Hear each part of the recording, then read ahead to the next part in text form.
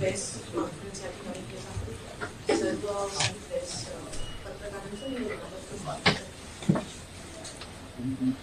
परवा जे अधिवेशन झालं महिला आरक्षणाच्या नावाखाली ते भारतीय जनता पक्षाचं सर्वात मोठं अपयश होतं सत्तेत आल्यापासून. महिला मामल्यांशी खेळून महिलांचा वापर करून डिलिमिटेशनच्या नावाखाली हे बिल संसदेत आणलं. हे बिल खरं तर 2023 मध्येच पारित झालं होतं. तेव्हा सगळ्यांनी त्या बिलला मान्यता दिली होती आणि त्याच वेळेस काँग्रेस पक्षाच्या माध्यमातून आमचे अध्यक्ष आदरणीय खरगे असतील, राहुलजी असतील किंवा आदरणीय सोनिया गांधीजी असतील, त्याच वेळेस 3 पत्र त्या ठिकाणी दिली होती आदरणीय मोदीजींना आणि सत्ताधारी पक्षाला की तुम्ही अटी का आणताय. 2023 मध्ये जे बिल आलं डिलिमिटेशनचं तेव्हा आम्ही त्यांना सांगितलं होतं की तुम्ही अनकंडिशनल तुम्ही अटी तटी लावू नका. तेव्हा त्यांनी ती अट तिथे लावली डिलिमिटेशनची आणि सेन्ससची. ठीक आहे, आम्ही ते मान्य केलं. पण त्याच वेळेस आम्ही त्यांना सांगितलं की 2024च्या इलेक्शन मध्ये जेवढ्या 543 जागा आहेत त्याच्यामध्ये तुम्ही महिला आरक्षण आणा. त्यांनी ते काय मान्य केलं नाही. त्या 2 अटी तशाच ठेवल्या. आता जे बिल पास झालंय 23 मध्ये ते त्यांनी परत कालच्या सत्रामध्ये 26 मध्ये ते बिल आणलं. त्याचं कारण काय आहे? कारण तर बहुतेक राज्यांमध्ये इलेक्शन वोटिंग अजून व्हायचंय तामिळनाडू आणि वेस्ट बेंगॉल मध्ये, म्हणून ते पूर्ण सत्रात म्हणजे दोन राज्यांच्या निवडणुकीसाठी त्यांनी पूर्ण देशाची अखंडता जी आहे ती धोक्यात टाकली. महिलांचं नाव पुढे करून महिलांचा नेहमीप्रमाणे वापर केला. प्रत्येक इलेक्शनच्या आधी त्यांचा जुमला असतो, त्यांचा धमाका असतो, त्याची लाडकी बहीण असते. तसंच त्याच पद्धतीत महिला आरक्षणाच्या नावाखाली त्यांना डिलिमिटेशन बिल पास करायचं होतं म्हणून ते सत्र आणलं. मला या गोष्टीचं आश्चर्य वाटतं की नेहमीच मोदीशांचं एक स्ट्रॅटेजी असते पण ह्या वेळेस ती महाफेल गेली स्ट्रॅटेजी. पहिल्या दिवशी जेव्हा डिबेट सुरू झाले ह्या बिलावर डिलिमिटेशन महिला आरक्षणाचा उल्लेखच तुम्ही बघा लिस्ट ऑफ बिझनेस मध्ये नाहीये, त्या बिल मध्ये नाहीये. ते बिल फक्त कॉन्स्टिट्युशनल अमेंडमेंट बिल होतं डिलिमिटेशनच्या नावाखाली. महिला आरक्षणाचं बिल 23 मध्येच पारित झालंय. त्या दिवशी जेव्हा पहिल्या दिवशी आमचे डिबेट सुरू झाले संसदेत तेव्हा आपल्याला दिसलं की अमित शहाजी आणि मोदीजी हे बॅकफूटवर गेले. खूप मोठ्या प्रमाणात ते बॅकफूटवर गेले कारण का विरोधी पक्षांनी इंडिया अलायन्सने एक नॅरेटिव्ह त्या दिवसापासून सेट केला की हे महिला बिलच नाहीये, हे महिला आरक्षण बिलच नाहीये, हे डिलिमिटेशनचं बिल आहे. आणि म्हणून कधी नव्हे तर मोदीजी ज्यांचा प्लॅन नव्हता इंटरव्हीन करायचा पहिल्या दिवशी 16 तारखेला त्यांनी इंटरव्हीन केलं कारण का नॅरेटिव्ह आमचं ऑलरेडी सेट झालेलं हे महिला आरक्षण बिल नाहीये. म्हणून मोदीजींना पार्लमेंटमध्ये त्या दिवशी इंटरव्हीन करायला लागलं आणि त्यांचं नेहमी ही स्क्रिप्टेड होतं हे सगळं की आपण हे बिल आणूया, आपण इंडिया अलायन्सचे काही पार्टनर्स जे असतील त्यांना फसवायचा मनवायचा प्रयत्न करूया. आणि मला तेच कळत नाही 2/3 मेजॉरिटी लागते हे बिल कॉन्स्टिट्युशनल अमेंडमेंट पास करायसाठी. आतापर्यंत त्यांच्या पक्षात वाटत असेल की मोदीशांची ती चाणक्य नीती एवढी सक्सेस होते, कोणी काही बोलत नाही, कोणी चॅलेंज करत नाही. त्यांना माहिती असून त्यांना 2/3 मेजॉरिटी मिळणार नाहीये तरी तुम्ही हे बिल आणलंच कसं. म्हणजे तुम्हाला महिला आरक्षण द्यायचंच नाहीये पहिली गोष्ट. आणि डिलिमिटेशनच्या नावाखाली तुम्ही हे बिल आणताय तर तुमची तयारी पण नव्हती, तुमची तयारी नव्हती 2/3 मेजॉरिटीची. मग तुम्ही आणलाच का? मग तुम्ही महिलांच्या भावनांची का खेळला? हा माझा त्या ठिकाणी प्रश्न आहे. आणि ते खूप मोठ्या प्रमाणात पहिल्या दिवशी बॅकफूटवर गेले. त्यांनी इंटरव्हीन केलं. त्याच्यानंतर दुसऱ्या दिवशी काय होणार आहे हे नेमकं आम्हाला कोणालाच माहिती नव्हतं. काही खूप अनसर्टनिटी होती. मी असं ऐकलं की त्या ठिकाणी आदरणीय गृहमंत्री आणि सेक्रेटरी जनरलचं थोडीसं वादावाद पण झाली कारण का त्यांना लिस्ट ऑफ बिझनेस मध्ये थोडंसं काहीतरी अनकॉन्स्टिट्युशनल करायचं होतं. त्यांच्या वादावाद झाली म्हणून दुसऱ्या दिवशी ते उत्तर कधी देणार आहेत, रिप्लाय कधी देणार आहेत, वोटिंग होणार आहे का नाही, वोटिंग कसं होणार आहे हे आम्हाला कोणालाच कळलं नाही कारण का एकंदरीत सरकार बॅकफूटवर गेली. त्यांची स्क्रिप्ट अशी होती की त्यांना आम्हाला महिला विरोधी दाखवायचं होतं पण त्यांचा गेम पूर्ण उलटला. कारण का आज तुम्ही बघताय त्यांचं कालचं भाषण पहिल्यांदा असं झालं असेल की मोदीजींच्या कालच्या भाषणाच्या खाली जर तुम्ही कमेंट्स वाचले आणि जेन्युअन अकाउंट्स होते, एप्रिल 17, 2026 ला क्रिएट झालेले अकाउंट्स नव्हते, जेन्युअन अकाउंट्स होते जे 21चे असतील 22चे असतील, त्यांना इतकं ट्रोल करतात कारण का त्यांची ही पूर्ण जी स्ट्रॅटेजी होती ती बॅकफायर झाली, बुमरँग झाली आणि फेल झाली ही स्ट्रॅटेजी. तुम्ही अजून किती महिलांचा वापर करणार? तुमची हिंमत असती तर तुम्ही 24 मध्ये लागू केलं असतं ते. 23 मध्ये पारित करून 24 मध्ये एक्झिस्टिंग 543 मध्ये तुम्ही का लागू करत नाही? तुम्ही वाढवताय. दुसरी गोष्ट 50% वाढवण्याचं म्हणजे 543 चे 850 झाले असते. आणि जे अतिरिक्त आहे तुम्ही बघा, हे महिला विरोधी कसे आहेत. महिलांचा वापर एकीकडे करताय तुम्ही इलेक्शनच्या वेळेस महिला बिलाचं नावाखाली, डिलिमिटेशनच्या नावाखाली तुम्ही हे करताय. आणि दुसरी गोष्ट म्हणजे तुम्ही किती महिला विरोधी आहे ह्याच्यावरून कळतं की तुम्हाला सीट्स वाढवून महिलांना आरक्षण द्यायचं. आरक्षण केव्हा म्हणतात? जेव्हा एक्झिस्टिंग सीट्स मध्ये जेव्हा तुम्हाला जागा आरक्षित होतात तेव्हा त्याला आरक्षण म्हणतात. इथे तुम्ही तुमच्या भाऊ बहिणींना, तुमच्या मुलांना, सगळ्यांना मजबूत करताय, वाढवताय सीट्स आणि त्या वाढीव अतिरिक्त सीट्स मध्ये तुम्ही महिलांना आरक्षण देताय. म्हणजे ह्याचा अर्थ तुम्हाला महिलांना आरक्षणच द्यायचं नाहीये.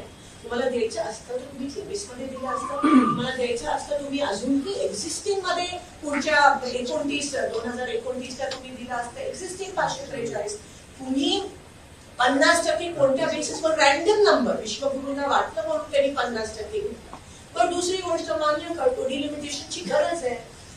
आम्हाला पण वाटतं डिलिमिटेशनची गरज आहे, पण डिलिमिटेशनची पद्धत असते.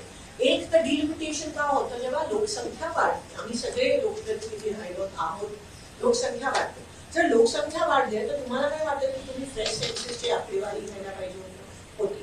तुम्ही 2011ची सेन्ससची आकडेवारी घेताय, त्याच्यावर तुम्ही 50% टाकताय आणि सेन्सस न करता तुम्ही डिलिमिटेशन करताय आणि 50% रॅन्डम.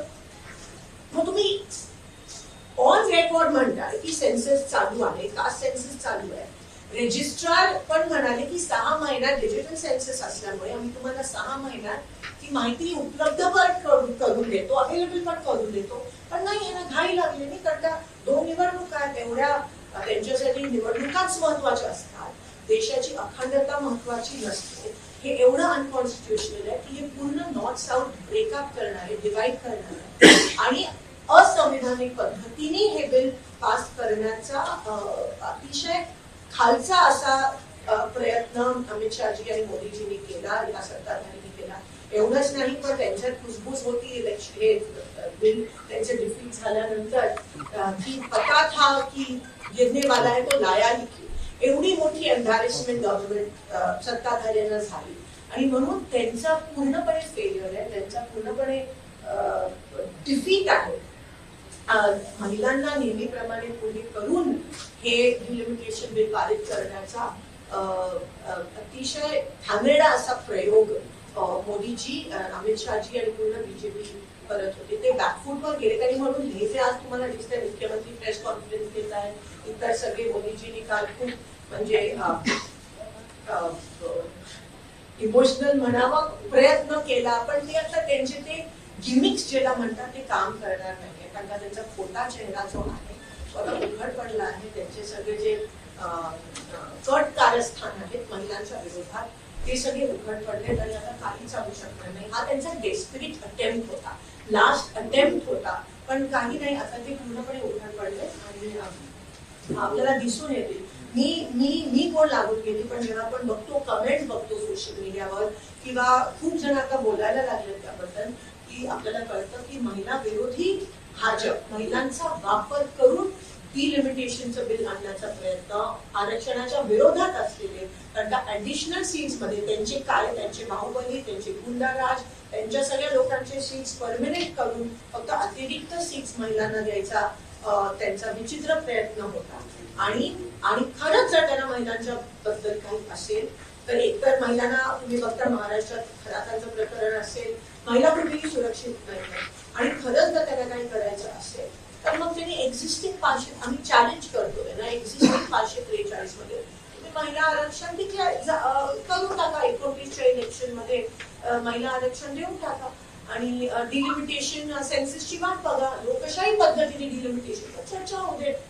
पण हे जे तुम्ही देशाची अखंडता, देशाची एकंदरीत जी युनिटी आहे ती तुम्ही खराब करण्याचा विचित्र घाणेरडा प्रयत्न आजपर्यंत कोणी केला नसेल आणि फक्त 2 इलेक्शनसाठी. म्हणजे तुम्ही बघा काल पण नॅशनल प्लॅटफॉर्मवर येतात, काँग्रेसचं नाव 50 वेळा घेतात, कमीत कमी 50 वेळा घेतात.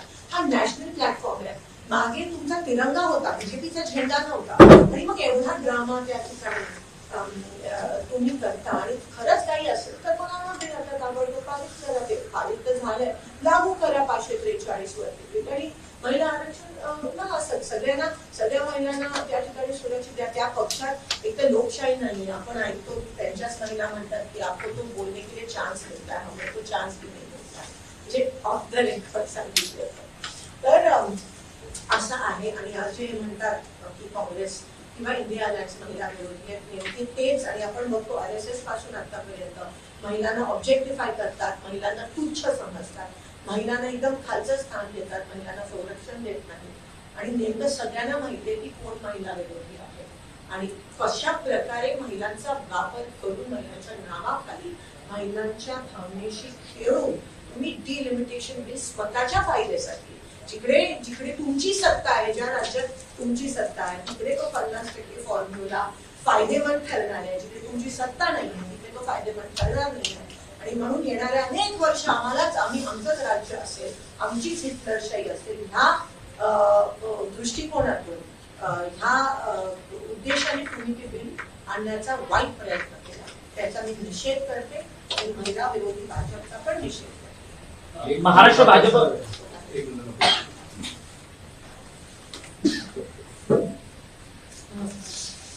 आताच आपल्या खासदार रणनीतीताई यांनी सविस्तर आपल्याला महिला संदर्भामध्ये सांगितलेलं आहे. खरं तर मला देखील या ठिकाणी सांगावंसं वाटतं की 16 तारखेला हे स्पेशल अधिवेशन सुरू झालं आणि या अधिवेशनामध्ये जे काही विधेयक मांडण्यात आले तर त्या संदर्भामध्ये नारी शक्ती वंदन बिल जे आहे त्याच्या कुठलेही उल्लेख त्याच्यात नव्हता.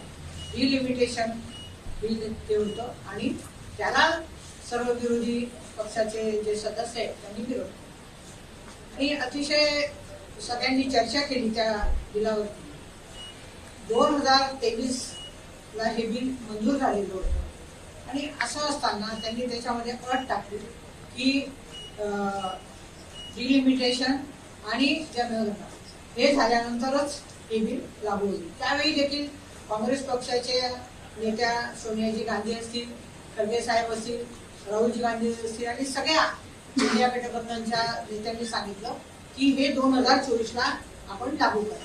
त्यावेळी त्यांनी त्या अटी टाकल्या आणि आता हे 3 दिवस हे सेशन घेतलं. या सेशन मध्ये त्यांना माहिती होतं त्यांच्याकडे 2/3 मेजॉरिटी नसताना देखील त्यांनी हे बिल आणलं आणि संपूर्ण सभागृहाचा खासदारांचा त्याच्यामध्ये 3 दिवस वेळ घेतला. एवढा खर्च तो देखील वाया गेला. कारण त्याच्या मागे एकच कारण होतं की पश्चिम बंगाल आणि तामिळनाडूमध्ये निवडणुका चालू आहे, इतर 4 राज्यांमध्ये निवडणुकाच्या तयारी चालू आहे, तिथे महिलांची मतं त्यांना मिळायला पाहिजे आणि ह्या 2 राज्यांमध्ये त्यांची सत्ता नसल्यामुळे त्यांनी हा फास सगळा केलेला आहे. आमचं एवढंच म्हणणं आहे की 2023 साली जे काही मातृवंदन नारी शक्ती मातृवंदन जे बिल आहे ते मंजूर झालेलं आहे ते त्यांनी तातडीने लागू करावं. ज्या काही 543 जागा आहेत त्याला ते लागू करावं. 181 सीट्स महिलांसाठी त्यांनी द्याव्या आणि असं नसताना त्यांनी डिलिमिटेशनचं बिल त्याच्यामध्ये घुसवलेलं आहे. त्याचा संपूर्ण आम्ही त्याच्यासाठी विरोध करतोय. कारण महिलांचं जे काही त्यांनी सांगितलं तर त्यांना कुठल्याही महिलांच्या संदर्भामध्ये त्यांना हे राजकारण ते महिलांच्या आड करता आहेत. महिलांना कुठलेही त्यांना राजकारणामध्ये सन्मान द्यायचा नाहीये. कारण आजपर्यंत जर आपण बघितलं तर आपल्या देशामध्ये काँग्रेस पक्षानेच महिलांना सन्मान दिलेला आहे. आपल्या महिला अध्यक्षा अखिल भारतीय काँग्रेसच्या महिला अध्यक्षा सरोजिनी नायडू यांना काँग्रेसने केलेलं आहे. आपल्या देशाच्या पहिल्या महिला पंतप्रधान इंदिराजी गांधी यांना काँग्रेसने केलेलं आहे. आपल्या स्पीकर मीरा कुमार या काँग्रेसच्या माध्यमातून झालेल्या आहेत.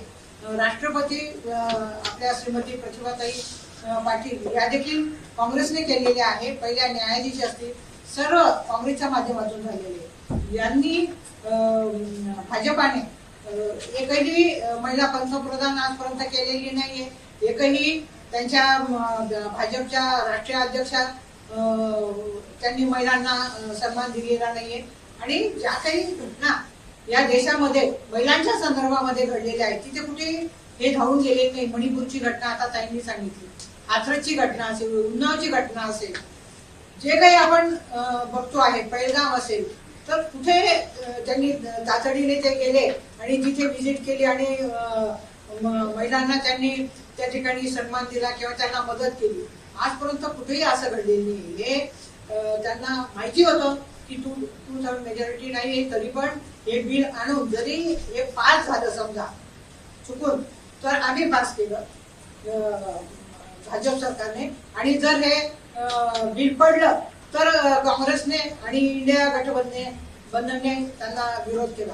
आणि अशा पद्धतीने बिल जेव्हा हे पडलं, पास नाही झालं, बाहेर आल्यानंतर सर्व भाजपच्या आमच्या महिला खासदार यांच्या हातामध्ये सर्व प्रोटेस्ट ते करत होते. बॅनर त्यांच्या याच्यात लगेच कुठून आले, म्हणजे यांना माहिती होतं याची पूर्वतयारी ही होती. फक्त हे संपूर्णपणे नाटक त्यांनी केलेलं आहे. त्यांना भारतातली आपली महिला भगिनी कधीही माफ करणार नाही. महिलांना ते काही एवढं कमी समजतात का की त्यांना समजत नाही.